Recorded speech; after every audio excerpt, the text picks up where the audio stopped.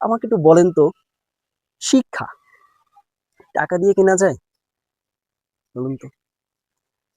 একজন শিক্ষক, আমি যেমন সরকারি একজন কর্মচারী, আমি একজন সরকারি অফিসার, আমি একজন শিক্ষক। আমার পরিচয় হচ্ছে আমি একজন শিক্ষক। আমি সরকারি কি বেসরকারি it doesn't matter।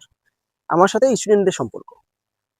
এখন স্টুডেন্টদের যদি আমার প্রতিটা জিনিসেই অর্থ দিয়ে মানে আমাকে কথা বলাতে হয় বা আমার মেধাকে অর্থ দিয়েই কিনতে হয়, তাহলে আমি তো আসলে শিক্ষক না। আমি তো আসলে একজন মানে কি বলে ওরে? ব্যবসায়ী, তাই না?